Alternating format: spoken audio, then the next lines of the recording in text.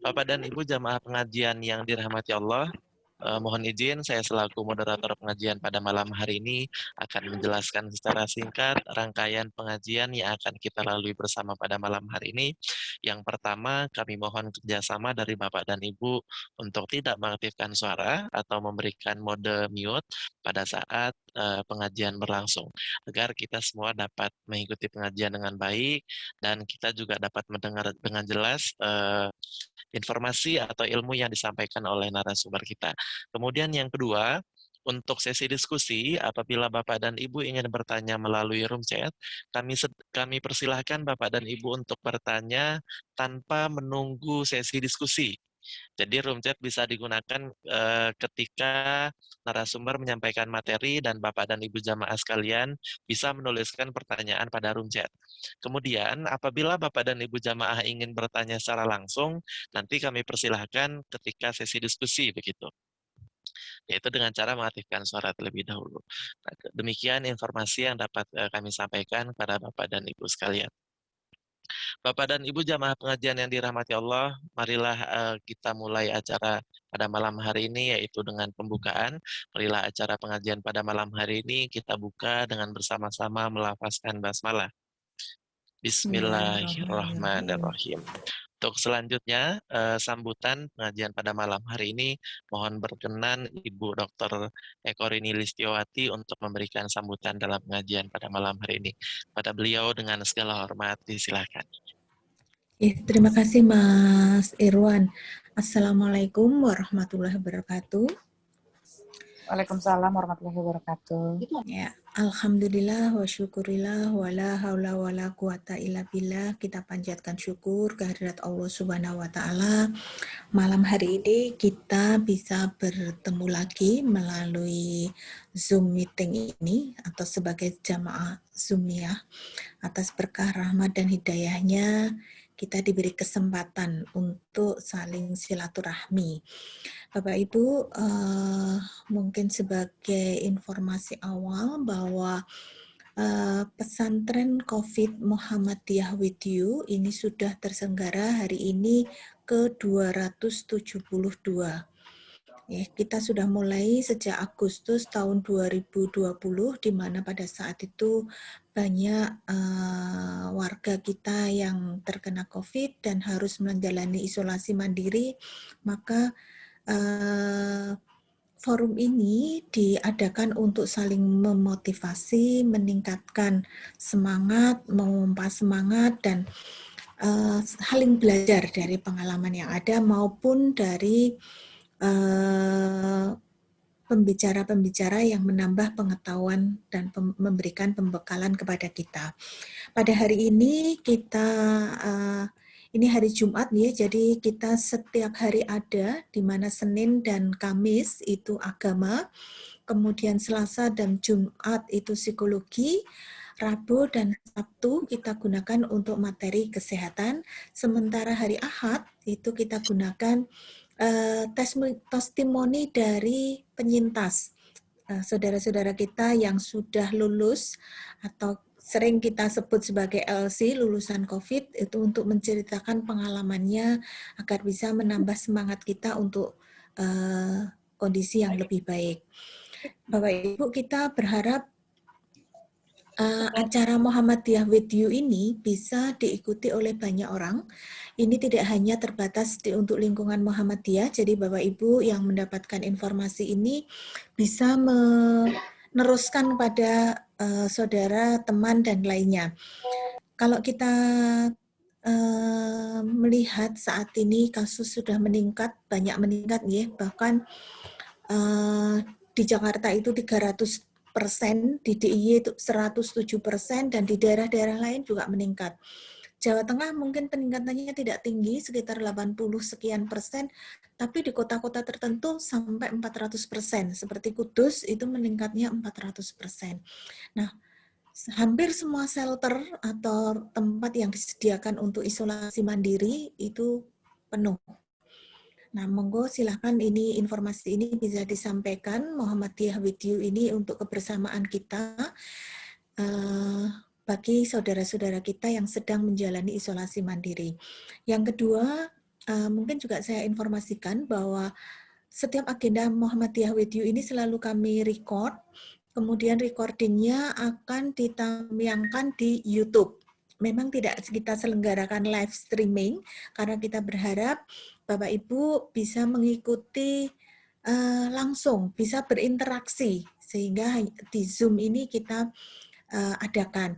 Tapi apabila ada yang tidak bisa karena satu dan lain hal, bisa menyimak kembali di YouTube yang kami siapkan. Mungkin itu untuk hari ini kita bersama dengan saya manggilnya Bu, nggak enak ya, masih muda belia, Mbak Ratna Yunita Stiani, SC, MC. Beliau adalah dosen di psikologi Unisa. Masih muda, jadi biasa dipanggil nama tenarnya adalah Mbak Nita. Ya, Mbak Nita hari ini akan mengisi. Terima kasih Mbak Nita yang sudah juga mengurusi semuanya ini, tapi juga sebagai narasumber kita pada malam hari ini. Itu saja dari saya. Mudah-mudahan acara hari ini, malam hari ini, dan seterusnya itu bisa kita jaga kebersamaannya dan membawa manfaat bagi kita semuanya. Terima kasih. Banyak kurangnya mohon maaf. Assalamualaikum warahmatullahi wabarakatuh. Waalaikumsalam warahmatullahi wabarakatuh. Terima kasih kami aturkan kepada beliau yang terhormat Ibu Dr. Eko Rini Lizkiawati yang telah memberikan sambutan pada malam hari ini. Baik Bapak dan Ibu jamaah pengajian Muhammadiyah with You dimanapun berada, kami ucapkan selamat datang bagi Bapak dan Ibu yang baru saja bergabung, dan sekali lagi kami mohon kerjasama dari Bapak dan Ibu untuk tidak mengaktifkan suara terlebih dahulu, kemudian Bapak dan Ibu jamaah apabila ingin bertanya nanti boleh bertanya melalui room chat tanpa harus menunggu sesi diskusi. Tapi kalau misalnya ingin bertanya langsung atau konsultasi langsung pada psikolog klinis kita pada malam hari ini tuh boleh banget gitu, Bapak dan Ibu. Untuk selanjutnya langsung saja kita serahkan agar lebih bersahabat. Kita manggil saja Mbak Nita, kata Bu Dr. Eko ini tadi nama bekennya gitu ya. Kita langsung saja serahkan kepada Mbak Nita, beliau psikolog klinis dan juga dosen di Unisa. Pada Mbak Nita, disilahkan. Baik, terima kasih De Irwan selaku moderator. Matur nuwun Bu Eko Rini yang tadi sudah memberikan sambutan sekaligus menyampaikan tentang apa itu sebenarnya Muhammadiyah with You atau acara pengajian setiap malam ini. Saya tidak bisa menyapa Bapak Ibu satu persatu, tetapi saya senang sekali karena alhamdulillah malam ini kita dikumpulkan dalam satu majelis, insya Allah untuk saling belajar, nggih. Jadi saya juga belajar nanti dari Bapak Ibu dan kita saling belajar. Saya mohon izin share screen. Jadi tema malam ini adalah tentang empati tanpa membenci. Kenapa saya mengambil judul ini? Karena kita ketahui bersama kondisinya COVID, satu sama lain ingin saling menguatkan, satu sama lain ingin saling, sebentar Bapak Ibu, satu sama lain ingin saling menguatkan, satu sama lain ingin saling memberikan support atau dukungan, tetapi kadang-kadang kita kemudian lupa bahwa COVID-19 ini, virus COVID-19 ini adalah kiriman virus COVID-19 ini adalah makhluk ciptaannya Allah juga. Mohon izin Bapak Ibu, apakah suara saya terdengar nggih? Jelas Mbak Nita. Oh, nggih, siap. Karena barusan di apa Bu, di layar monitor disampaikan sinyal tidak stabil begitu. Nah ini, terus langsung terbawa. Oh, jangan-jangan gitu. Baik, Bapak Ibu sekalian, saya tidak berpanjang lebar. Saya mohon izin share screen sebentar. Tidak mau. Jadi maksudnya adalah kenapa mesti ada empati tanpa membenci pandemi, artinya mari kita sama-sama merefleksi bahwa sebetulnya ada banyak hal nanti yang akan kita dapatkan dari kondisi pandemi COVID-19 ini.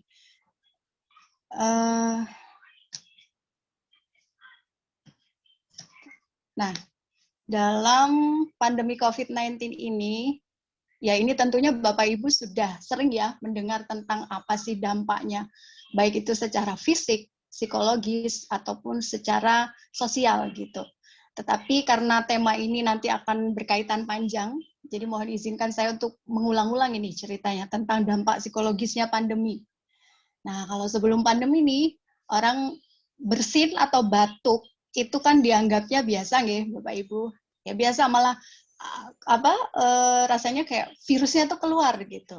Nah, tapi begitu ketika kita dalam kondisi pandemi, maka ketika ada orang batuk atau bersin, itu yang ada di kepala kita seperti ada sesuatu yang kayak alarmnya gitu ya. Wah, ini jangan-jangan nih. Ini berarti jangan-jangan orangnya kena seperti itu. Karena salah satu gejala dari COVID-19 adalah ada batuk, kemudian batuk itu bisa jadi disertai dengan bersin. Jadi kita merasa curiga gitu. Padahal secara sebetulnya belum tentu orang itu kan COVID gitu ya. Kemudian cenderung mengabaikan bila mengalami sedikit keluhan fisik. Jadi kalau mungkin sebelum pandemi itu misalnya pusing sedikit atau masuk angin gitu ya, greges-greges itu paling ya ada yang mungkin beberapa dari kita pakai minyak tawon saja atau minyak angin saja, itu ya sudah, pakai istirahat selesai sudah. Tapi ketika dalam kondisi pandemi, yang terjadi ketika kita sakit sedikit dengan keluhan fisik yang sedikit tadi, kita langsung menjadi was-was, langsung cemas gitu. Kok bisa seperti itu? Karena di dalam salah satu gejalanya COVID gitu, disebutkan bahwa gejalanya bisa saja sakit kepala, gejalanya bisa ini itu. Nah, sehingga yang muncul adalah rasa cemas. Bahkan seringkali sebetulnya sakitnya itu mungkin pusingnya atau rasa-rasa tidak nyaman di dalam tubuh kita itu sebetulnya biasa saja. Tapi karena kecemasan kita tinggi, jadi hal yang biasa tadi rasanya jadi luar biasa. Maka beberapa orang jadi ngerasa kok nggak bisa tidur, sampai ngeluhnya kok nggak habis-habis nih. Kok malah nggak cuma ngeluh nih, sampai sakit perut segala misalnya.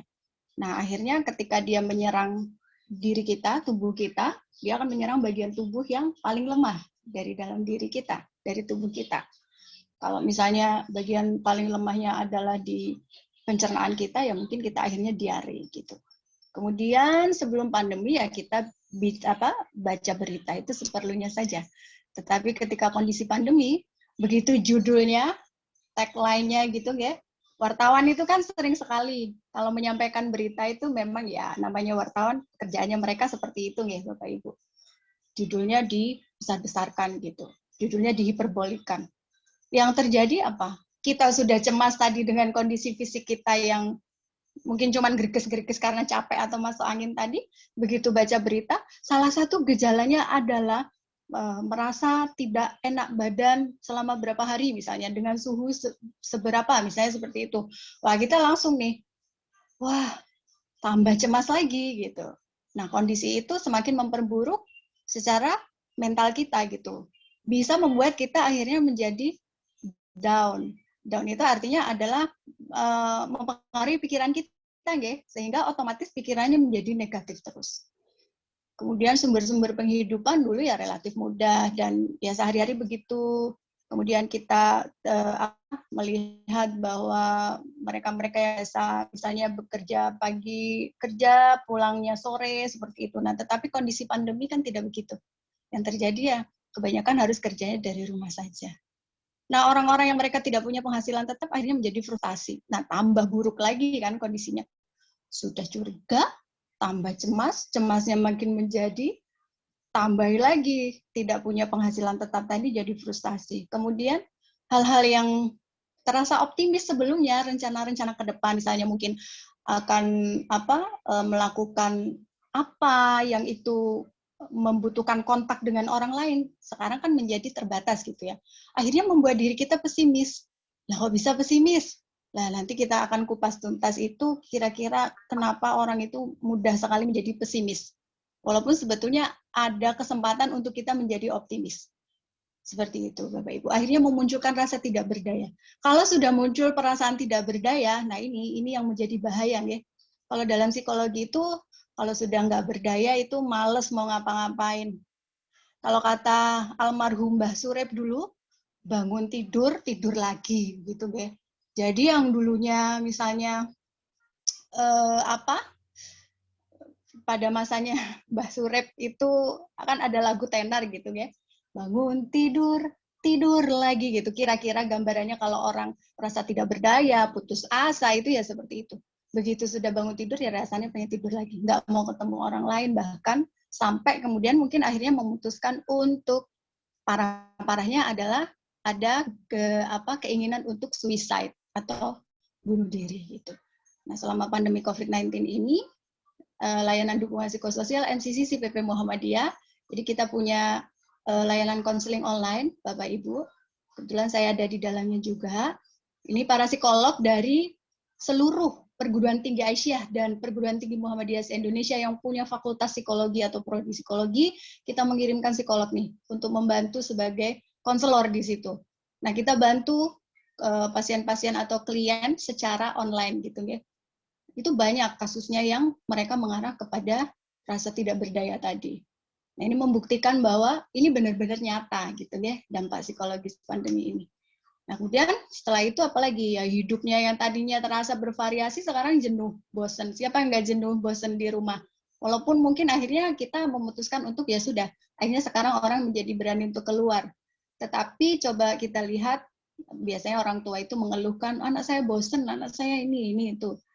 Tidak hanya orang tua, tidak hanya anak. Sebetulnya orang tuanya juga bosan mungkin ya, kalau boleh jujur itu kalau di rumah terus itu ya mungkin bosan. Kalau kita tidak sadar bahwa kondisinya memang akan lebih baik kalau kita banyak di rumah, kecuali memang hal-hal yang sangat urgent kita harus keluar untuk melakukan aktivitas begitu. De Irwan mohon dibantu patroli De Irwan. Oh, siap Mbak, siap. Iya. Oke, saya lanjutkan Bapak Ibu.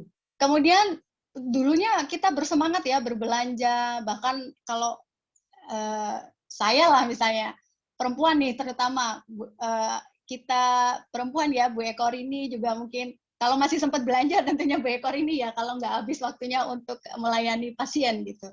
Tetapi umumnya lah kita nggak cuma perempuan sebetulnya, tapi laki-laki juga gitu. Kalau kita ingin keluar rumah, kemudian kita ingin entah itu tujuannya belanja atau apapun itu, kan artinya sebenarnya kita melakukan sesuatu yang menunjang penampilan kita. Ya mau itu dandan habis-habisan atau tidak, tapi intinya ada sesuatu yang membuat kita tuh semangat gitu loh. Nah, tapi selama pandemi yang terjadi apa ya, karena kita harus belanjanya dari rumah saja ya, mau ngapa-ngapain itu ya rasanya kalau ibu-ibu itu bahasa mereka yang curhat itu, lah sekarang tuh cuma dasteran terus ya Mbak kalau di rumah gitu. Yang biasanya tadinya mungkin bisa pakai baju kerja dan lain sebagainya, akhirnya ada perasaan yang tidak berarti, kurang berarti di situ. Karena hanya memakai baju rumahan saja, kemudian ketika walaupun Zoom seperti ini itu nuwun sewu, kadang-kadang itu mungkin tidak mandi pagi gitu, padahal mandi itu adalah salah satu yang membuat kita bersemangat untuk menjalani hari-hari kita. Begitu. Nah, kemudian yang selanjutnya ini ya, banyak sekali lah pokoknya yang terjadi. Saya nggak akan fokus di sini ya, Bapak Ibu sekalian, nanti bisa dibaca sendiri di sini. Tetapi pada intinya adalah akhirnya banyak hal yang menjadi bergeser dari apa yang menjadi tujuan semula ketika sebelum pandemi dan setelah pandemi, yang itu mengarahnya lebih banyak, menurut persepsi kita, itu lebih banyak arahnya ke hal-hal yang negatif. Nah, ini dia. Kenapa kemudian muncul dalam pikiran kita? Karena tadi ya, kita dibayang-bayangi sesuatu yang kita tuh nggak tahu sampai kapan kondisinya pandemi ini kan. Kemudian kasusnya juga sekarang melonjak, ya. Tadi Bu Ekor ini sudah menyampaikan dengan detail Jogja berapa kenaikannya. Belum lagi disusul Jakarta yang luar biasa juga kenaikannya, Kudus. Dan akhirnya kemudian itu memunculkan semakin kekhawatiran di dalam diri kita. Nah, itu termasuk salah satu peristiwa yang tidak menyenangkan.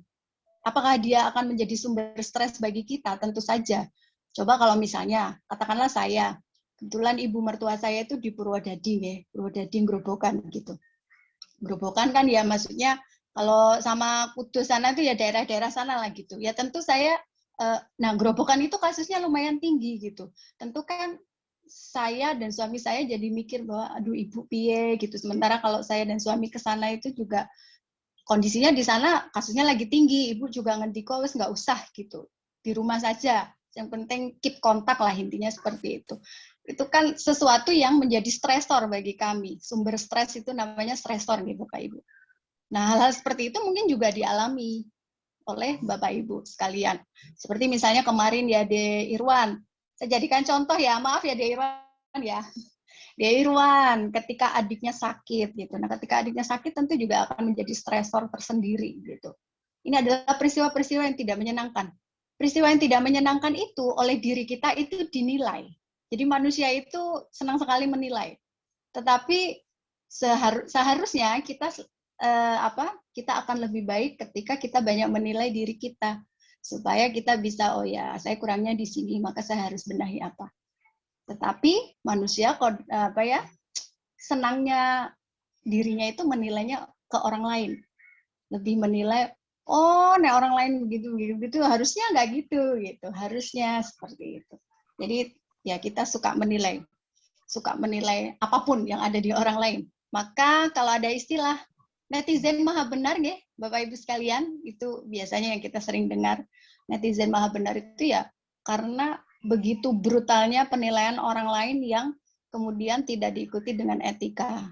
Nah, sehingga ribut-ribut di media sosial. Ngomong apapun itu tidak dijaga oleh diri mereka. Nah, tentu itu adalah sesuatu yang dipersepsikan negatif. Padahal itu bisa saja kita artikan sebagai sesuatu yang netral saja. Atau malah kita mau mengambil itu sebagai sesuatu yang positif. Jadi itu adalah pilihan kita, ya. Ketika kita memberikan penilaian kepada apapun kejadian kita sehari-hari, itu adalah sebuah pilihan. Jadi ibaratnya kalau misalnya nih, hari ini mungkin banyak sekali yang harus kita lalui untuk aktivitas kita gitu. Pak Isnawan misalnya, oh iya tadi dari pagi rapat gitu, nanti disusul siangnya harus ada aktivitas apa yang mengharuskan beliau mungkin kurang untuk istirahat, kemudian disusul lagi harus nge-zoom sorenya gitu, kemudian malam ini nge-zoom lagi di sini gitu. Jadi ada hal-hal yang mungkin tidak bisa akhirnya membuat kita itu memposisikan kita tuh santai nyaman, santai dalam artian santai tanpa banyak aktivitas begitu ya. Nah, itu bisa diartikan positif, bisa diartikan netral karena memang itu sudah aktivitas sehari-hari, tapi juga bisa dinilai atau diartikan sebagai hal yang negatif. Apalagi kalau misalnya mungkin ketika ada rapat itu mulainya lama, kemudian di situ ada perbedaan pendapat yang mungkin kadang-kadang juga membuat kita gimana gitu. Nah, itu mau dipersepsi apa? Itu pilihan kita. Gitu. Nah, tetapi harus diingat bahwa ketika kita mempersepsi negatif, maka yang terjadi adalah muncul di situ namanya tekanan. Jadi di situ kita akan ngerasa bahwa, wah, nek ngerti ngene gitu misalnya, nggih. Dan saya nggih Pak Isnawan dijadikan contoh ini. Wah, nek ngerti ngene mau aku mlebu Zoom nggak dari awal misalnya begitu. Ngabisin kuota apa dan sebagainya. Misalnya ada keluhan-keluhan yang itu akhirnya membuat tertekan diri kita sendiri. Sadar atau tidak gitu.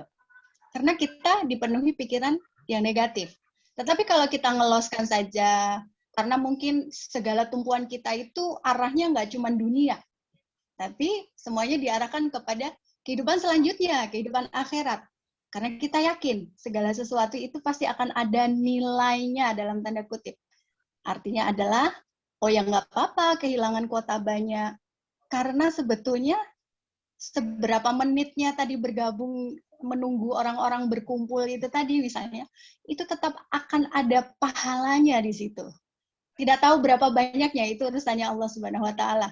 Tetapi kita yakin bahwa di situ ada sesuatu yang menguntungkan kita. Wujudnya nggak kelihatan di dunia. Tetapi itu menjadi simpanan kita yang nantinya di kehidupan selanjutnya mungkin itu akan membantu kita. Misalnya seperti itu. Jadi kita nggak akan merasa tertekan. Bebas-bebas aja, wis biasa neng iki, misalnya pikiran netral nih, wis biasa neng iki memang budaya orang Indonesia tuh ya emang suka melambat-lambat, misalnya begitu, itu pikiran netral, jadi dia tidak akan membebani pikiran kita. Tapi kalau tadi dipikir sekali, wah sampai kemudian mikir, ini tadi kuotanya habis berapa, berarti sekitar berapa nih, 2.000, 3.000, 5.000 gitu, ya hidup itu kalau penuh perhitungan seperti itu ya makin stres diri kita, gitu. Jadi ya tadi ya, itu pilihan kita itu tadi. Nah ini, Kalau dia menjadi sebuah tekanan bagi kita, maka apa yang terjadi pada diri kita? Ya kita nggak nemuin solusinya. Kalau tadi dia ini adalah sesuatu yang tidak membuat kita stres, maka ya sudah, itu nggak akan jadi beban, tetapi perlu keluasan berpikir kita. Keluasan berpikir itu maksudnya kita itu sangat fleksibel gitu ya. Ibaratnya bola mantul, bola bekel itu ya. Bola itu begitu mantulnya dipantulkan dengan keras, maka lentingannya itu jauh lebih keras. Artinya adalah kalau kita dihadapkan pada masalah, di mana masalahnya itu mungkin masalahnya besar gitu ya buat kita. Tetapi dengan masalah itu kita jadi belajar banyak hal dan itu menurut kita memang positif untuk diri kita. Ya walaupun ada rasa-rasa misalnya, wah kok aku nggak dihargai ya, kok aku dipandangnya seperti ini ya, itu wajar gitu. Tetapi jangan bertahan lama. Sehari, 2 hari, 3 hari udah lewat. Lebih dari 3 hari masih kita rasa-rasa, oh ya mungkin ini adalah sesuatu yang tertekan gitu. Nah sehingga tadi butuh keluasan berpikir. Kalau kita dijatuhkan 10 kali, maka kita harus bangun 11 kali. Seperti itu. Ya, oke. Kemudian, Irwan dibantu lagi ya. Oke, saya lanjutkan. Kemudian, tadi nggih, untuk yang punya pikiran negatif tadi, jadi harus cari penyelesaian masalahnya. Nah, mampu nggak untuk beradaptasi dengan strategi copingnya? Kalau misalnya nggak mampu, makin stres lah kita. Kalau kita misalnya ada pada kondisi di mana kita tidak menyukai kondisi itu di tempat kerja misalnya, semakin kita merasa tertekan, semakin tidak nyaman kerja kita. Nah sehingga berarti kita tidak mampu untuk beradaptasi dengan strategi coping kita. Nah akhirnya kemudian memunculkan sakit tidak hanya psikis, sakitnya nggak cuma mental. Sakitnya nggak cuma di sini gitu ya, kata cita-cita tangga Bapak Ibu, tetapi sakitnya kemana-mana. Sakit yang mental tadi, di mana kita merasa tertekan tadi, bisa bikin kita nggak bisa tidur, bisa bikin kita migrain, bisa bikin mungkin kita mengigau, bisa bikin kita akhirnya sakit di beberapa bagian badan tertentu. Itu awalnya dari stres tadi gitu. Jadi semua peristiwa yang kita alami sehari-hari memang mungkin memunculkan stres. Tetapi stres itu perlu diingat ada 2. Stres yang dia tidak menguntungkan atau stres negatif tadi, atau kalau dalam bahasa ilmiahnya disebut sebagai distress. Tapi ada juga stres yang menguntungkan. Dia sifatnya positif ya Bapak Ibu. Jadi dia membuat kita bersemangat. Misalnya nih, nah ini dilala saya jadi partai pengganti nih hari ini. Saya langganan partai pengganti nih, Pak Dede nggih. Tadi Pak Dede ada kayaknya. Nah, ketika saya harus menggantikan misalnya, oh ya, karena memang hari ini belum ada yang bertugas, sehingga hari ini juga harus ambil keputusan, gantiin atau kosong. Kalau kosong berarti malam ini tidak ada pengajian Muhammadiyah Video, misalnya begitu. Ya sudah, berarti saya ambil keputusan gantiin. Tapi apa yang terjadi? Saya stres nggak? Ya stres juga. Cari materi itu juga bikin stres ya Bapak Ibu, tapi ini adalah stres yang salah satu contoh stres yang positif. Seperti itu ya. Oke, kita lanjutkan. Ini dia.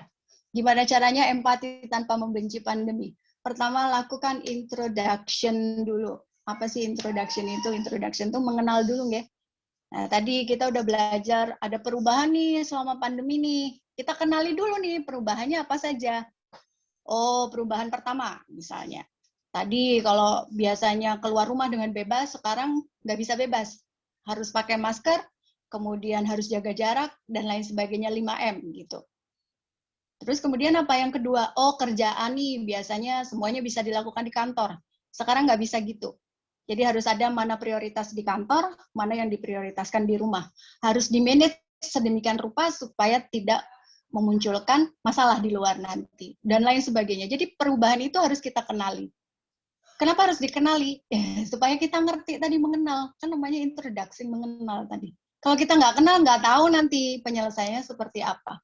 Copingnya mau digimanain, kemudian akan dibawa kemananya, apakah ini perlu difikirkan lebih lanjut atau ini sudah cukup sampai di sini saja, kita nggak tahu.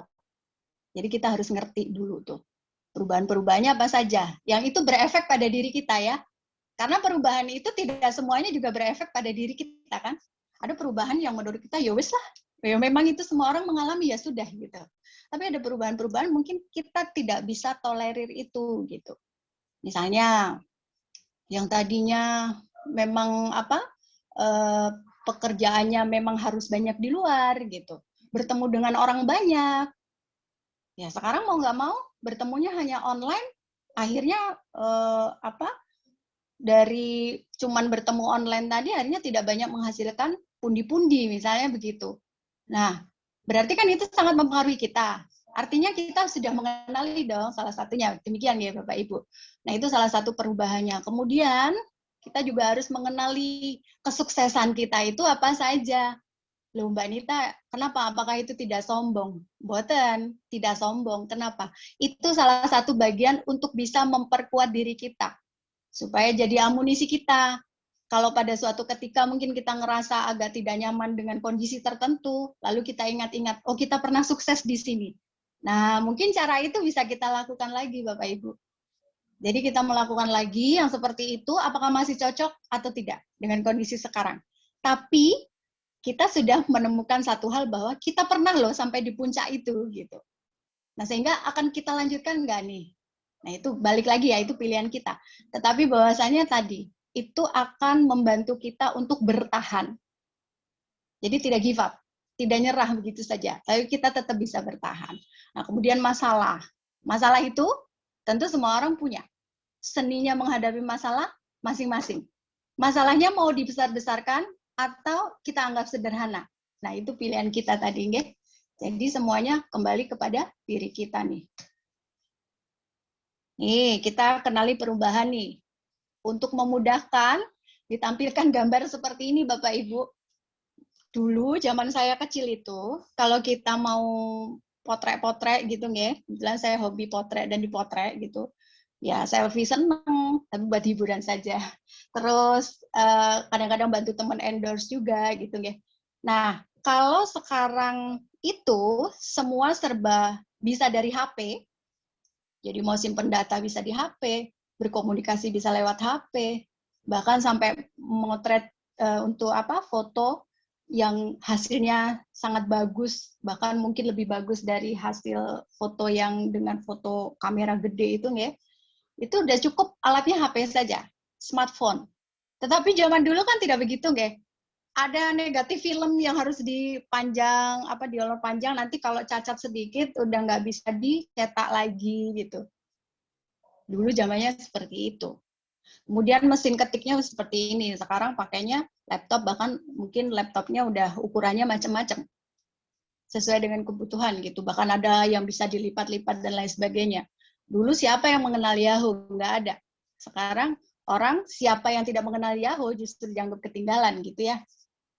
Oke, kira-kira seperti itu perubahan-perubahan yang pastinya mau nggak mau itu harus kita hadapi. Siap tidak siap gitu kalau ilmunya dari Bunda Riana kemarin, siap tidak siap ya kita harus hadapi itu gitu. Karena ya memang kita nggak dikasih tahu dulu besok itu mau kejadian seperti ini gitu. Karena memang segalanya penuh kejutan. Nah, itu seninya kita menjalani hidup ya. Nah selanjutnya nih, kita sekarang ada di titik poin 440, tetapi sudah 540-nya sudah datang nih gitu. Tapi di tahapan yang 4 ini apa yang terjadi nih? Perubahan dunianya ya. Dulu televisi hitam putih, sekarang bahkan untuk melihat televisi yang seukuran segede teing gitu, kata teman saya orang Sunda itu segede teing. Itu tetap bisa. Kalau dulu TV paling gede aja itu paling bisa ditonton orang sekampung. Sekarang TV segede apapun itu bisa hanya ditonton sendiri. Nah, itulah seninya individualisme ya. Sekarang modelnya seperti itu.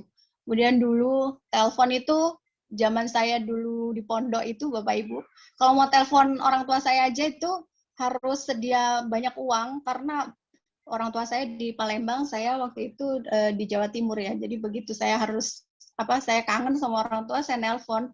Sekali nelpon itu bisa habis puluhan ribu gitu. Puluhan ribu zaman itu ya luar biasa gitu nggih. Nah, tetapi zaman sekarang mau pakai data, model data apa saja, kemudian ngomong sepuasnya, bahkan ada gratis nelpon dan lain sebagainya, diobral banget gitu. Bahkan sekarang teknologinya lebih canggih dari itu, nggak cuma telepon kan ya, tapi lewat Zoom seperti ini atau media lain itu sudah bisa diakses. Oke, ini beberapa hal yang sangat penting untuk kita ketahui, karena kecakapan hidup untuk sukses di era revolusi industri ini perlu kita miliki gitu. Jadi apa saja? Di antaranya adalah kecerdasan emosi. Orang sekarang gampang sekali ya marah-marah. Marah-marahnya juga tidak pada tempatnya begitu ya. Media sosial jadi tempat untuk marah-marah. Seperti tidak punya tempat lain.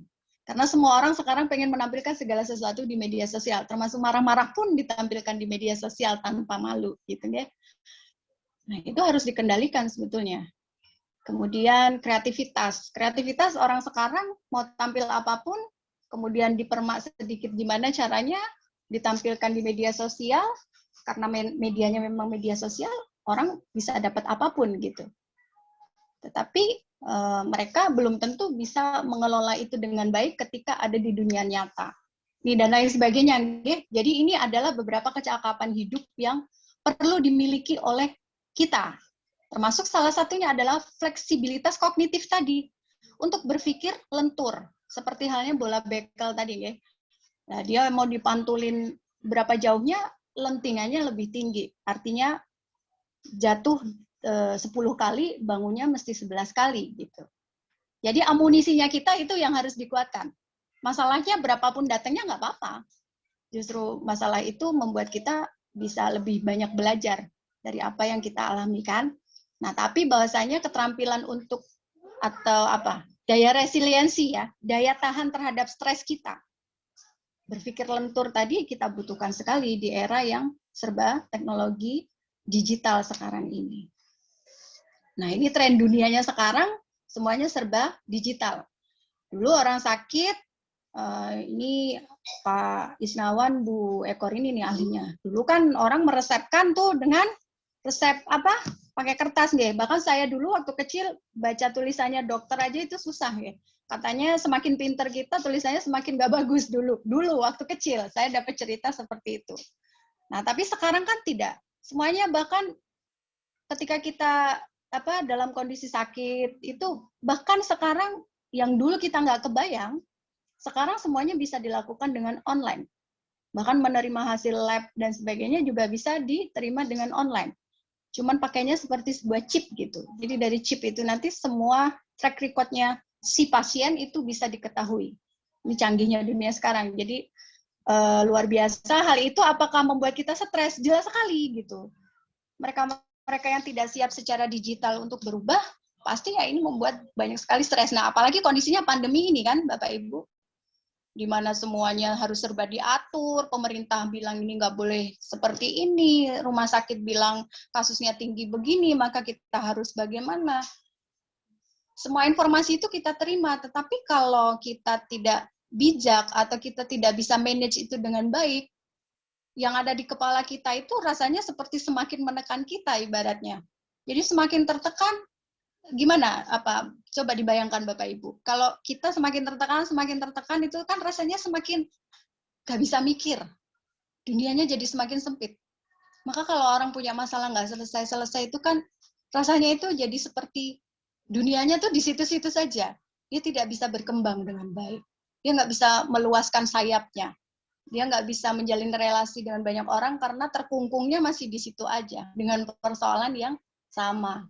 Nah, itulah dia bahayanya stres kalau tidak bisa tangani dengan baik tadi, ya. Oke. Ini tadi ya, perubahan adalah sebuah keniscayaan itu tadi. Bahkan peristiwa-peristiwa itu nggak harus menunggu besar ya untuk itu menjadi sebuah masalah buat kita. Ya memang ada peristiwa besar yang bagi semua orang itu akan menjadi sumber stres gitu. Tetapi bahkan peristiwa kecil pun bisa jadi memunculkan stres yang besar buat kita. Maka tergantung dari penilaian kita tadi, Bapak Ibu. Mau dinilai seperti apa? Mau dinilainya itu dengan hal-hal yang positif dan netral tadi, atau mau dinilainya dengan hal yang negatif, sehingga memunculkan tekanan buat kita, kembali lagi itu adalah pilihan kita. Ini adalah beberapa life events atau kejadian hidup yang sangat mungkin sekali terjadi selama kondisi pandemi COVID-19 ini. beberapa yang saya tuliskan ini adalah hasil curhatan gitu ya dari para pasien atau klien yang berkonsultasi di layanan dukungan psikososial MCCC PP Muhammadiyah. Salah satunya kematian orang terdekat. Ada keluarganya yang mungkin terkena COVID, kemudian meninggal, mau nggak mau, ini sudah memang suratannya begitu. Nah itu sesuatu tiba-tiba itu kan tentu membuat gejolak di dalam diri kita. Dan ini mau dinilai dengan apa? Gitu. Kemudian perpisahan ya tadi sebetulnya kematian itu juga perpisahan, guys. Tetapi perpisahan yang dimaksud ini adalah perpisahan ketika misalnya kita punya keluarga yang mungkin di luar kota di situ di lockdown dan dia nggak bisa pulang, atau Lebaran kemarin kita banyak yang nggak bisa pulang seperti saya misalnya saya nggak bisa pulang ke Palembang, saya ya segimana kangennya sama orang tua ya nggak bisa pulang gitu. Nah kan akhirnya harus berpisah dalam artian biasanya bisa ngumpul nggak bisa ngumpul. Ini mau dimaknai dengan apa? Mau dinilai dengan apa? Balik lagi kepada diri kita. Kemudian tertimpa penyakit berat. Penyakitnya apa ya? Misalnya ketika ada Bapak Ibu yang mungkin pernah terkena COVID kemarin dan ada penyakit-penyakit sebelumnya yang memang sudah diderita, artinya kan di situ ada faktor risiko yang lebih besar gitu, atau memang ada penyakit tahunan yang memang dimiliki seperti misalnya diabetes, tekanan darah tinggi dan lain sebagainya. Nah, yang bahaya adalah ini juga saya belajar dari kemarin setelah hari lanjut usia nasional yang ke-25 ya, Bapak Ibu kebetulan kemarin di saya belajar banyak dari Dr. Probo ketika sama-sama bertugas di pemerintah Kabupaten Sleman secara online. Saya banyak belajar dari beliau. Tertimpa penyakit berat itu kalau bagi lansia, mohon maaf ini ya, itu bisa memunculkan keinginan bahkan sampai ingin bunuh diri secara tidak sengaja. Kenapa saya sampaikan secara tidak sengaja? Karena seringkali kadang-kadang para lansia yang bosan minum obat, ya minum obatnya tuh Mbak Nita, sehari itu harus menghabiskan misalnya 5 dalam satu waktu, padahal itu 5 itu adalah ketika pagi, siangnya belum, nanti malamnya belum, dan itu harus setiap hari seperti itu. Saya bosen minum obat Mbak Nita. Udah deh, saya seminggu ini aja nggak usah minum obat. Saya cuma pengen tahu, kalau saya masih kuat, berarti saya nggak perlu minum obat lagi kan Mbak Nita untuk selanjutnya, misalnya begitu. Nah, mereka-mereka yang sudah tadi dengan penyakit-penyakit terus nggak minum obat, itu sebetulnya kalau dalam kajian klinis, itu sudah sebuah percobaan untuk bunuh diri. Nah, masalahnya adalah kita menyadari itu tidak. Karena walau ini membosankan tadi kan, tapi ternyata itu bisa menjadi salah satu yang masuk pada ranah secara klinis bahwa ini adalah percobaan bunuh diri. Begitu. Kita harusnya misalnya sakit itu ya udah pantangin es, nggak minum es, atau misalnya menjaga dari beberapa makanan seharusnya itu tidak kita makan. Kita masih nekat makan itu salah satu sebetulnya yang kita lakukan ya tadi arahnya pada kemudian diberhentikan dari pekerjaan, sudah jelas sekali dia banyak PHK. Perubahan kondisi keuangan, ya benar banget, secara ekonomi sangat berdampak. Penyesuaian di sekolah baru, anaknya stres, orang tua. Maksud saya sendiri ini saya terikut stres. Saya punya 2 anak yang sudah sekolah ya Bapak Ibu, satu SMP, kemudian yang satunya SD. Nah itu ya, mau nggak mau setiap hari ya memang harus bertemu dengan stres-stres tadi. Tetapi kembali lagi, mau sebuah distress, stres yang menekan, atau eustress, stres yang menguntungkan, yang membuat kita cari-cari, oh ya kalau begini berarti saya harus ngapain? Saya bertahan, kemudian saya cari itu tantangan kita. Perubahan di lingkungan rumah, sekolah, keagamaan, dan lain sebagainya. Kemudian ada bencana atau katastrofi. Katastrofi itu bencana besar, gitu. Bencana besar seperti pandemi itu adalah katastrofi. Oke. Ini kekuatan kita. Ibu pilihannya adalah kita menekankan pada kekuatan kita atau kita menekankan pada kelemahan kita. Kalau kita menekankan pada kekuatan kita, kondisi pandemi ini akan bisa membuat kita sampai kapan? Tetapi saya masih bisa melakukan sesuatu yang mungkin bisa bermanfaat untuk orang lain. Jadi untuk apa saya berputus asa? Itu adalah contoh dari kekuatan. Tapi kalau kita pada weakness kita, pandemi kayak gini, udah kalau ke kantor juga nggak bisa tiap hari, gajinya jadi berkurang, relasi sama orang juga jadi berkurang, sosialnya saya juga jadi berkurang, kegiatan nggak kayak dulu, pada kelemahan kita. Nah, sekarang mari monggo sama-sama kita evaluasi diri. Mbak Nita, kalau sekali-kali saya ngerasa weakness tuh boleh nggak? Boleh saja sebetulnya. Lama-lama terjadi di situ, maka nanti akan menjadi gangguan secara psikologi. Nah, nanti ya, monggo silakan konsul gitu ya. Muhammadiyah punya LDP NCCC. Tapi ya jangan jaga kayak para psikolognya. Karena ya tadi, hal yang terjadi, masalah yang terjadi, nggak apa-apa sekali-kali kita jatuh. Karena kadang-kadang ketika kita lagi ditimpa masalah, mungkin ya Bapak Ibu sekalian, kita juga lagi ditimpa banyak masalah yang lain. Nah, itu berkurang sedikit, tambah berkurang sedikit lagi, tambah berkurang sedikit lagi karena banyaknya masalah, lama-lama banyak, rodok kempes, agak kempes. Bahkan untuk jalan itu harus membutuhkan ada orang yang memompa. Kadang kita memang susah untuk bangun sendiri, saking banyaknya masalah. Maka orang-orang yang menjadi support system, menjadi pendukung kita sebagai ring pertama. Ring pertama itu siapa biasa? Kok rasanya gini banget ya, gitu. Jadi ibu di rumah, kok setiap hari aku kudu bertengkar sama anaknya hanya gara-gara PR. Besok lagi PR apa lagi, bertengkar apa lagi, misalnya gitu. Enggak, sudah. Lalu kemudian suami membepes tadi itu dipompa sedikit. Ya tadi bisa terisi lagi. Jadi tetap bisa menjalani hidup. Tetapi kalau misalnya banyak kempes dan nggak ada support system di sekitarnya, mau dia ring pertama biasanya teman-teman dekat, ring ketiga itu biasanya ya tetangga-tetangga kita itu, ring keempat itu lingkungan yang lebih luas lagi gitu, lingkungan kerja misalnya. Nah itu bisa kita manfaatkan, tapi kalau di weakness ya sudah. Kalau di weakness ya tidak bisa. Sebentar ya Bapak Ibu. Ini. Ya. Oke, bentar ya. Kasih waktu dulu ya. Ya. Oke. Nah ini yang tentunya semua masalah itu bisa memunculkan kekuatan kita. Karena di situ kita menjadi tertantang. Nah ini kalau kita menyukai tantangan, maka muncullah kekuatan. Sakit ada siapa-siapa. Anak-anak harus belajar, mereka juga harus dimasakin sesuatu. Mau nggak mau, saya harus memunculkan kekuatan saya. Dengan apa? Ya bismillah misalnya. Saya yakin saya sebagai pangkuan pertama saya, kekuatan saya. Dengan doa saya tersugesti positif. Maka kalaupun misalnya kepala masih berat rasanya gitu, ya udah, tetap kita bangunlah misalnya seperti itu. Kalau mereka udah makan, saya ngerasa puas, mereka bisa ketawa, itu jadi kekuatan saya. Nah, seperti itu Bapak Ibu. Jadi nanti akan semakin banyak kekuatan-kekuatan yang kita dapat punya pada kelemahan. Sekali kita udah melihat segala sesuatu jadi kelemahan, waduh sakit kayak gini, nggak bisa ngapa-ngapain, ya sudah terserah, aku mau makan apa, misalnya gitu. Ya sudah, maka seterusnya nanti anak kita jadi marah-marah, nggak tahu ini kamu bundanya lagi sakit kok malah nangis-nangis misalnya. Semakin banyak lagi hal-hal yang negatif terjadi karena memunculkan emosi-emosi negatif. Jadi kelemahan-kelemahan tadi ternyata kekuatan-kekuatan tadi kalau kita stimulasi dia akan memunculkan banyak kekuatan-kekuatan. Nah, jadi pilihannya di kita sendiri. Oke. Hidup itu ibaratnya 10% itu bayangan kita tentang apa yang persen. Tetapi secara realistis adalah 90% itu action yang kita lakukan. Itu baru terasa hidupnya di situ.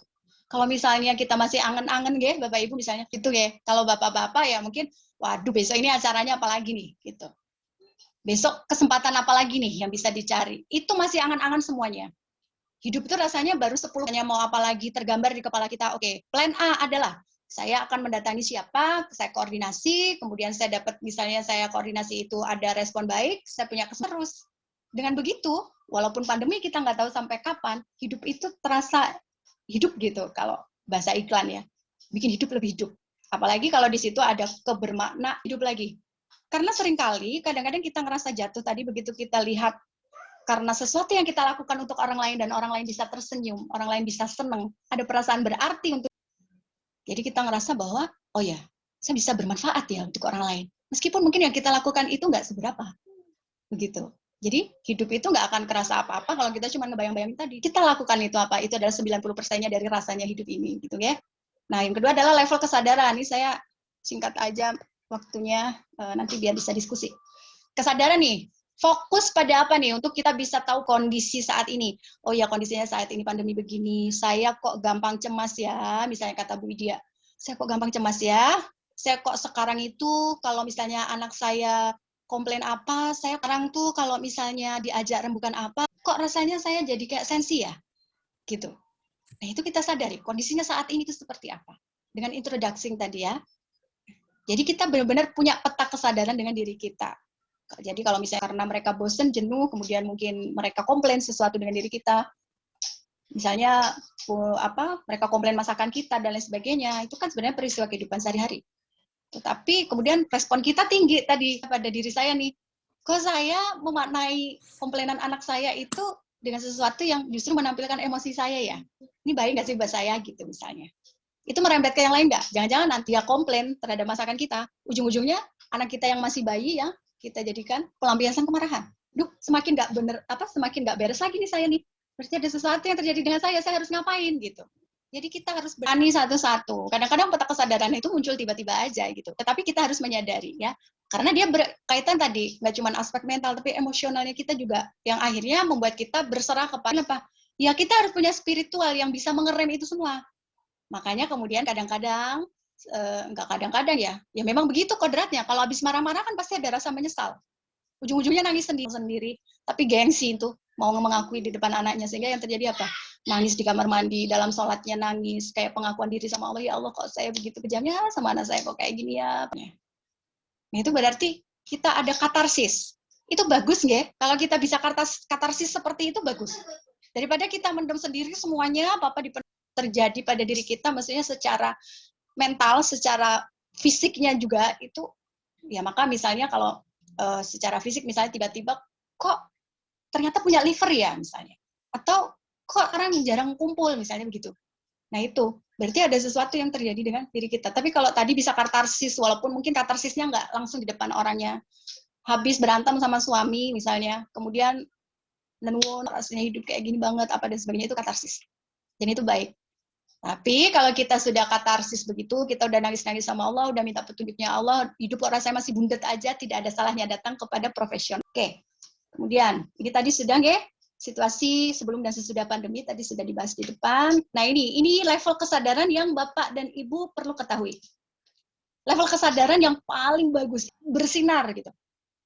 Hidup kita tuh rasanya bersinar tuh gimana? Bisa bermanfaat buat orang lain, kita punya sesuatu yang bisa kita bukan kita banggakan dalam tanda kutip bahwa kita dihargai orang lain dan kita bisa membawa kemanfaatan yang meluas misalnya gitu. Enlightenment.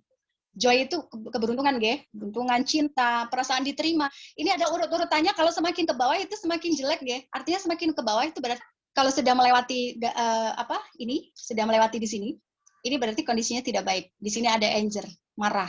Kemudian di sini ada lagi dendam. Di sini ada lagi perasaan rendah diri dan lain sebagainya. Di sini salah satunya, salah duanya, salah tiganya itu semakin ke atas itu semakin baik. Jadi kalau malam ini Bapak Ibu yang ngerasa bahwa hidupnya bersinar, perasaannya bahagia, bisa memberikan kemanfaatan meluas tadi. Kalau misalnya sekedar netral aja itu ada di sini. Dan seterusnya. Seperti itu nggih? Oke. Nah, yang ketiga adalah fungsi emosi tuh. Jadi tadi introduction, perlu kenali. Terus yang kedua level kesadaran yang ketiga. Mana-mana perasaan yang di situ membuat kita nyaman dan mana-mana yang tidak nyaman. Perasaan yang nyaman adalah yang di kanan, yang pleasant itu di kanan, itu perasaan nyaman. Yang unpleasant itu berarti tidak nyaman. Rasa di situ marah itu masuk di sini juga. Kemudian perasaan nggak bisa ngapa-ngapain, rasa sedih itu ya masuk di sini. Rasa tidak nyaman pastinya. Apalagi sampai marah, parah nih ada di sini Bapak Ibu. Nih dia hampir tingginya di sini Ini yang paling, yang di sini apa? Excited itu apa? Seneng banget gitu. Gitu. Mau ketemu misalnya sama Bu Ria gitu, aduh senang banget ya Allah, Bu Ria tuh kalau ketemu rasanya dari Bu Ria itu ya Allah rasanya saya udah gak bisa ngomong lagi Bu, senang banget gitu misalnya. Antusias kalau Bapak Ibu misalnya mendengarkan materi ini dengan nggak cuma mendengarkan dengan telinga, apa itu antusias? Energized ya berarti semangat, ngapa-ngapain semangat. Pokoknya intinya semua lillahi ta'ala Mbak Dita, semangat. Apapun yang itu untuk kebaikan saya semangat gitu. Paling tingginya ada di sini. Oke. Nah ini dia. Emosi itu harus kita kenali. Kalau dia marah, sesuatu yang emosi di dalam diri kita itu menggerakkan kita untuk menyerang. Saya marah misalnya, bantuin jadi moderator kok kayak gitu misalnya. Itu membuat saya ingin menyerang dia.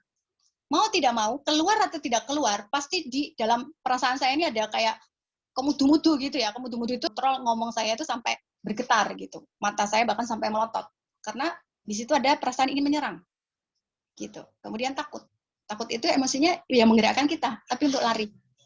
Okay? Kemudian cinta. Cinta itu yang kebalikannya takut. Makanya kalau orang takut, kenapa sembunyi? Ya karena dia pengennya bergeraknya lari gitu. Cinta ya pengennya dekat.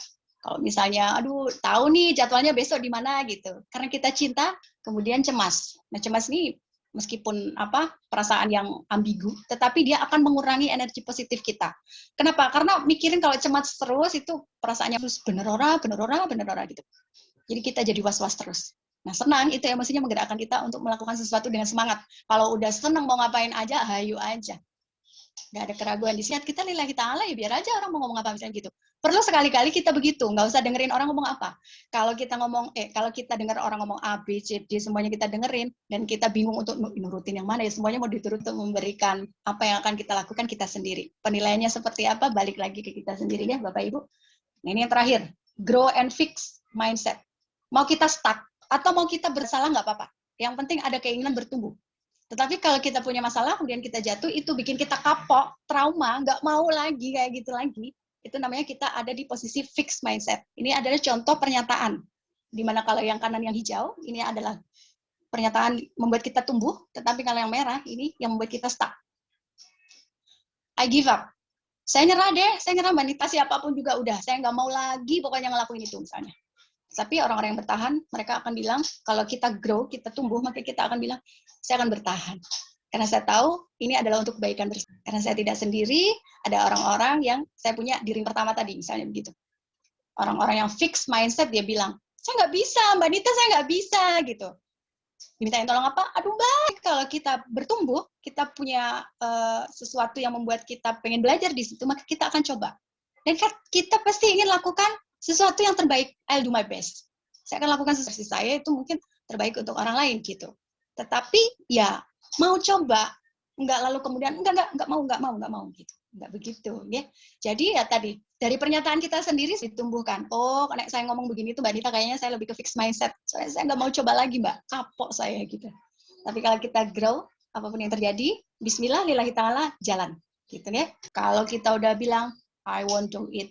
Aku udah nggak mau lagi ngelakuin ini. Itu udah yang paling buruk berarti. Kalimat itu adalah yang paling buruk berarti wes kapok. Tapi bukan kapok sambel ini beneran kapok ya. Kalau kapok sambel kan, wait, saya nggak bisa Mbak Nita nggak bisa, jangan paksa saya, pokoknya saya nggak bisa gitu. Ya itu berarti ada di tahap selanjutnya. Kemudian I want to do it. Saya pengen ngelakuin itu, saya pengen. Tapi kadang saya bingung ya, do I do it? Gimana ya caranya supaya ini tuh saya bisa ngelakuin gitu. Coba gitu. Ya memang kuncinya harus coba. Lalu kemudian baru kita bisa bilang kalau udah kita coba, Mbak, saya akan lakukan ini lagi. Nah, saya dapetin Mbak semuanya karena saya ngelakuin ini gitu. Ini finally. Jadi hidup tuh rasanya berwarna-warni nih loh Bapak Ibu. Kalau sudah, ya saya bisa ngelakuin ini dan saya dapetin atau seperti dikunci. Jadi nggak ada warnanya, nggak ada auranya sama sekali. Mencintai diri. Pada sesi sebelumnya nanti bisa dicari di YouTube ya, atau nanti bisa kita share lagi kapan misalnya besok saya share lagi.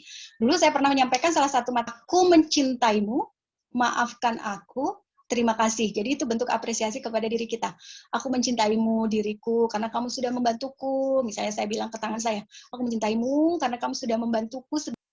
Kemudian itu pernyataan sayang kita. Maafkan aku, karena kadang-kadang bikin kamu mungkin capek ya, harusnya kamu istirahat, kadang-kadang tak paksa masih ngetik.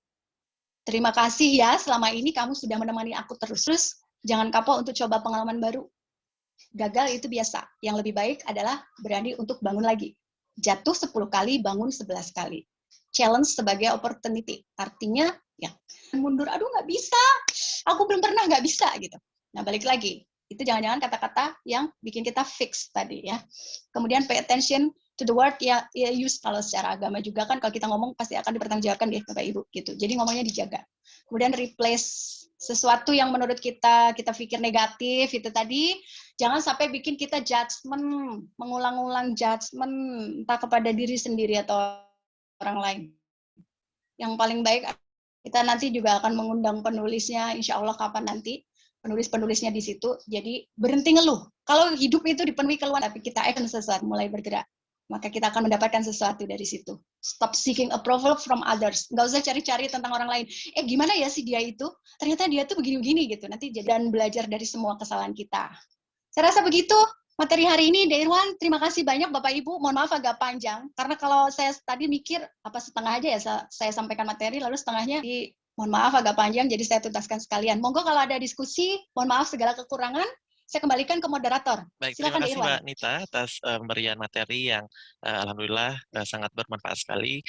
Di sini kita sekarang sudah berada pada sesi diskusi pertanyaan di room chat. Mbak Nita akan saya bantu untuk menjawab. Ya. Mohon maaf, untuk membacakan. Oke. Ya. Di sini yang pertama dari Bu Han psikologis, apakah seseorang harus ada dalam kesadaran dalam dirinya sendiri bahwa dia sedang tidak baik-baik saja untuk bisa merubah keadaan psikologisnya, ataukah bagi juga? Ini ada dua pertanyaan yang berbeda, jadi Ya. Mbak Nita bisa menjawab yang pertama dulu, Mbak. Oke, berarti yang pertama Monggo, adalah Mbak. kalau kita sadar bahwa kita nggak baik-baik saja, J, gitu ya, apakah untuk Irwan? memperbaiki kondisi psikologisnya ini, apakah orang itu yang dia sakit ini bagaimana untuk mengatasinya? Ya, yang akan lebih baik adalah ketika kita menyadari kemudian sesuatu yang mensewu. Kalau persepsi orang awam adalah sakit itu lebih ke orang dengan gangguan jiwa, atau bahasa awamnya itu adalah apa? Ya bahasa-bahasa kayak judgement gitu ya. Itu nggak bisa sembuh misalnya gitu. Itu sesuatu yang judgement dan stigmatik ya. Kemudian sakit itu bisa juga diartikan bahwa kita tidak baik-baik saja, itu bisa jadi. Nah kalau misalnya kita ngerasa bahwa tadi ya kita di dalam proses recovery mentalnya itu akan lebih baik. Ibu ya tadi yang nanya ya, Irwan ya? Betul, Mbak. Betul, Mbak. Bu Hera tadi. Ya. Oh ya Bu Hera. boleh bertanya langsung nggak, Boleh, Mbak, boleh. menjelaskan Silakan, yang Ibu. pertanyaan yang kedua? Ya, boleh, Bu. Ya, baik, silakan, terima kasih semuanya, Kak, dari Fakultas Pariwisata dan Industri Kreatif Universitas Muhammadiyah Tangerang. Begini Bu, saya Mbak mau bertanya yang sebetulnya yang pertanyaan pertama sudah terjawab oleh Mbak, yang sebelum-sebelumnya sudah diterangkan tadi ya di materi.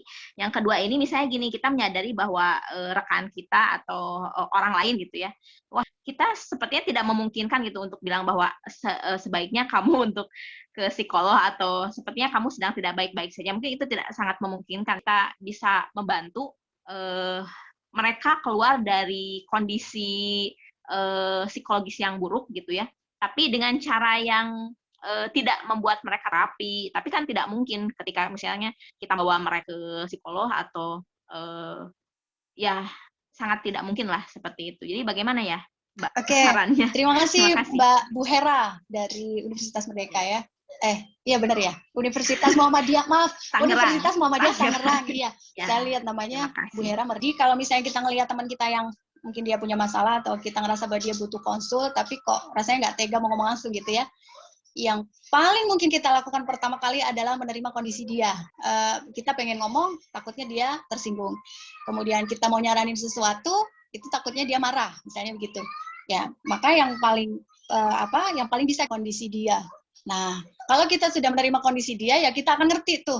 Oh, kalau dia ngelakuin sesuatu yang kayaknya, mohon maaf, agak aneh buat kita, maka ya karena memang karena dia sendiri tidak sadar gitu bahwa dia itu sedang tidak baik-baik saja gitu. Betul.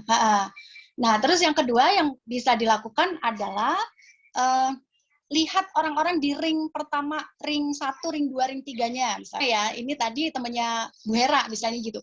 Ring pertamanya dia katakanlah ibunya misalnya begitu. Mungkin nggak ngobrol dengan ibunya?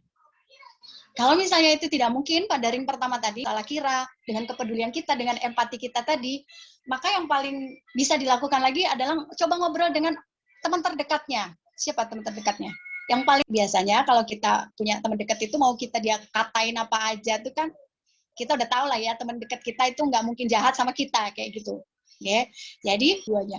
Kalau misalnya udah dapat teman dekatnya tadi, ya coba ngobrol, mungkin kan nggak sih ya, kira-kira. Karena kita sebenarnya emang sayang sama dia.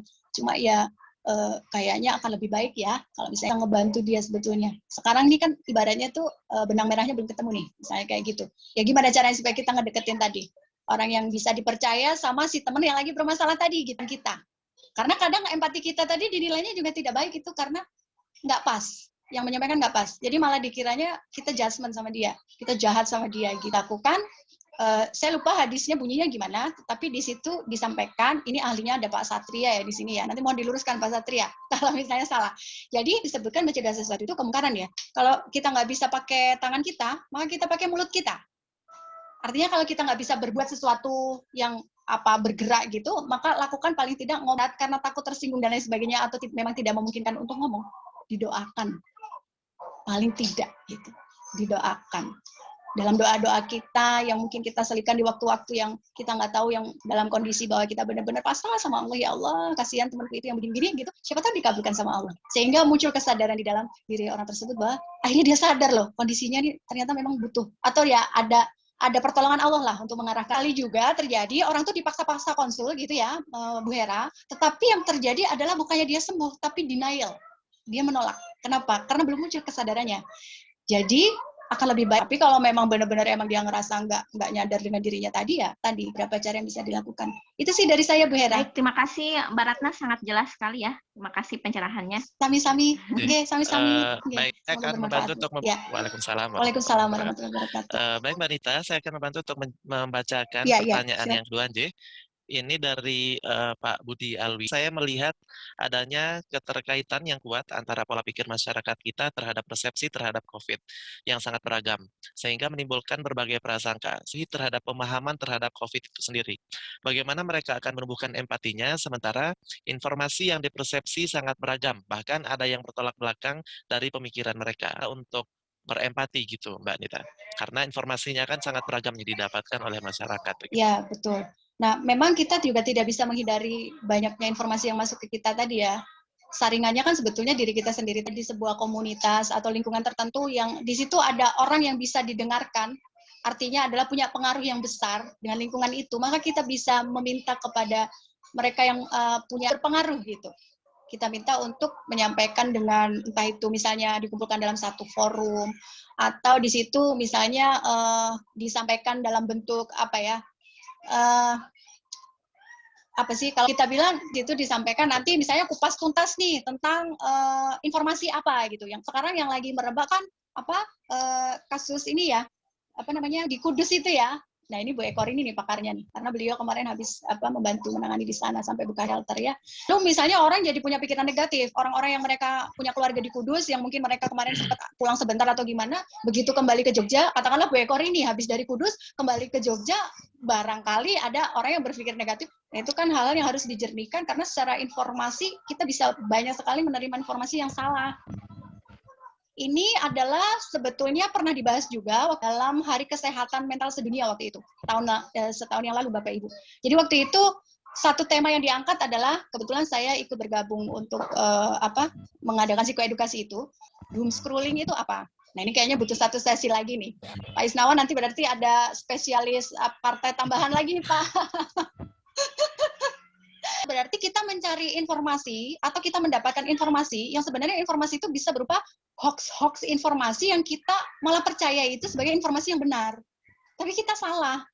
Lah kita saja sih nggak apa-apa, tapi yang sering terjadi adalah akhirnya muncul cemas, bahkan gejala-gejala depresi. Termasuk misalnya salah satu gejala yang paling banyak ditemukan waktu itu oleh Rumah Sakit Sarjito adalah tidak bisa tidur. Hanya karena info stigma, begitu ada orang kena COVID, nggak boleh lewat di depan rumah. Itu informasi yang salah kan sebetulnya. Tapi itu terjadi betul di masyarakat kita. Begitu Bapak Ibu sekalian. Ya jadi menurut saya sih orang yang berpengaruh siapa untuk. Karena kita nggak mungkin ngedatengin rumah satu persatu kan. Barangkali ada yang bisa ditambahkan ini, karena pakarnya Bu Ekor ini, Pak Isnawan, dan Bapak Ibu ahli kesehatan ini. Pak Isnawan, mungkin ada yang bisa ditambahkan yang pernah berkaitan dengan informasi yang hoax ini, Pak. Bekor ini tuh, Mbak. Bekor ini. Oh, Bekor ini, mangga Bekor ini. Matur suwun. Wah, ini melempar ke saya ini, Pak Isnawan sama Mbak Ita ini. Oke. Kalau saya lebih kayak gini ya, kita itu tidak ahli dalam semua bidang ya. Tidak bisa kita itu menguasai semua bidang, sehingga lebih baik kita serahkan pada ahlinya. Kalau kita mau bicara tentang bagaimana efikasinya, efektivitasnya, kita tidak perlu mencari sendiri yang mungkin itu justru hoax tadi yang kita terima. Ya. Kemudian pertanyaan apa halal haram kayak gitu ya, dulu juga ya Pak Isnawan. Jadi sudah ada yang menyatakan bahwa itu boleh digunakan dan lain sebagainya. Kenapa kita harus kita bukan ahli di situ, kemudian kita mencari-cari pembenaran dengan melihat ke sana sini. Padahal pada saat kalau yang saya ketahui ya di Muhammadiyah, pada saat kita Muhammadiyah itu memutuskan untuk menghadapi pandemi, untuk membentuk herd immunity, itu sudah mendengar dari banyak pihak. dari BP POM kita dengarkan bagaimana hasil-hasil yang ada dan lain sebagainya. Dari MUI kita dengarkan, dari dokter spesialis penyakit dalam, anak, paru, dari kolegium itu kita dengarkan semua mengambil keputusan bahwa Muhammadiyah mendukung vaksinasi ini karena ini sebagai ikhtiar kolektif untuk menghadapi pandemi, sebagai upaya kita bersama. Dan herd immunity itu akan tercapai kalau kita mencapai target tidak 70% ya tidak akan tercapai herd immunity. Jadi ini merupakan upaya bersama kita semua. Mungkin itu Mbak Anita yang saya sampaikan. Matur nuwun Bu Ekor ini sampun melengkapi. Jadi ada tambahan satu lagi ilmu nih Bapak Ibu. Jadi selain orang yang berpengaruh di lingkungan itu juga tentunya pada ahlinya gitu ya. Karena sesuatu yang tidak diletakkan pada ahlinya itu ya maka pemahaman kita agama Islam. Begitu Dek Irwan? Ini ada sudah jam satu 9, pertanyaan. 9:10 bagaimana? Apakah mau diteruskan atau? Sepertinya ini dijawab saja untuk yang orang tua, untuk meredakan keresahan anak yang merasa apakah aku positif. Jadi anaknya cemas, bundanya pun harus pura-pura tidak cemas ini Mbak, yang tua gitu. Iya. Jadi sebetulnya kalau cemas itu kan terbaca ya di wajah kita ya. Apalagi kalau misalnya antara ibu dan anak, itu kan rasa cemas itu secara hubungan batin itu nggak bisa. Makanya kenapa misalnya ibu yang kemerungsung gitu, kemudian anaknya jadi gampang emosi. Kalau ibunya baperan, anaknya jadi nangisan, misalnya begitu. Itu kan kalau untuk menutup untuk gimana caranya, ya saya rasa keep kontak saja sih. Keep kontak dalam artian itu banyak dilibatkan dalam pengambilan keputusan. Kemudian antara fisik kan memang nggak bisa nggih kalau dalam kondisi di mana kita terpapar COVID. Tapi setidaknya misalnya sekarang kan ya teknologi semakin canggih toh nggih. Jadi misalnya video callan walaupun mungkin serumah, tetapi karena akses video callan gitu. Kemudian dengan durasi yang agak panjang, lebih ini nggih kata-kata yang dikeluarkan. Nah, tadi salah satunya untuk supaya kita mau bertumbuh, kata-kata yang dikeluarkan jangan kata-kata putus asa. Kalau itu bisa membuat anak ini termotivasi, walaupun mungkin setelah itulah kita nangis-nangis begitu nggih. Tetapi yang ditampilkan di depan anak kita adalah sesuatu yang membuat paling nggak netral lah. Kalaupun tidak bisa membuat positif atau termotivasi, ya bahkan menceritakan misalnya aktivitas ibunya itu tadi bangun pagi habis itu ngapain aja, itu kan sebenarnya membuat anak kita juga lumayan tenang. Oh tahu ya dia jadi punya atau bapaknya tadi habis ngapain aja begitu. Sehingga kita ya tadi melibatkan anak untuk aktivitas-aktivitas atau bahkan kita mungkin nanyain ke anak, gimana ya nek misalnya ibu gitu misalnya.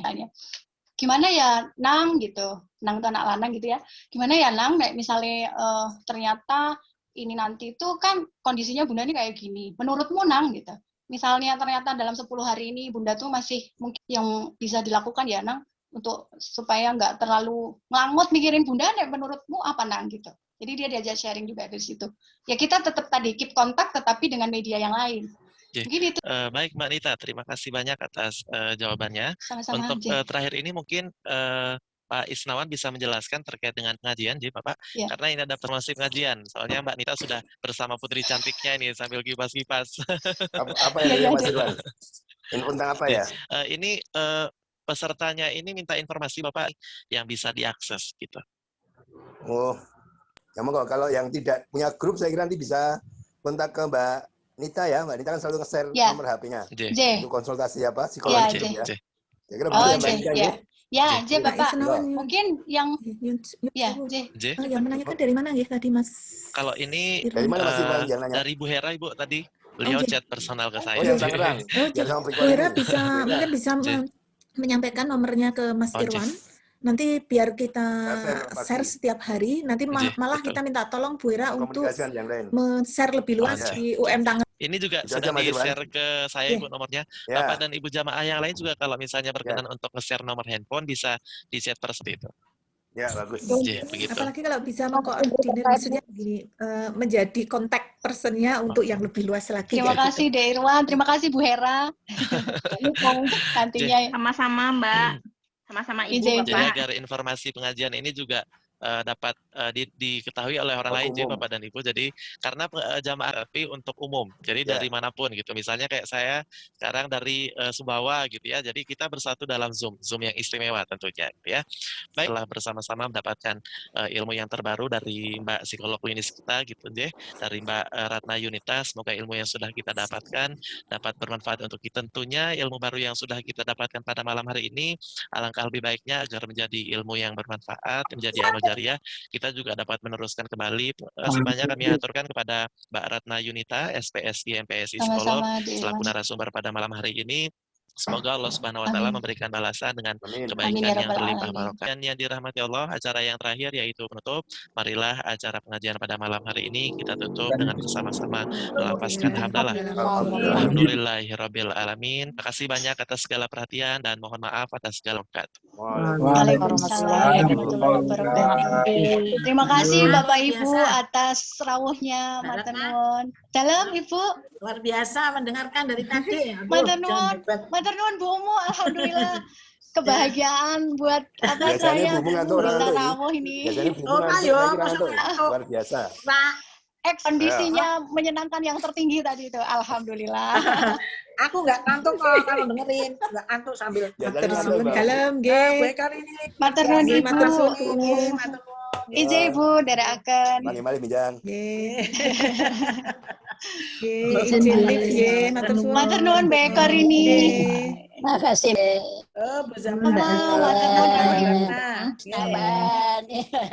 Assalamualaikum warahmatullahi wabarakatuh. Putri Wahyuning, sehat-sehat selalu.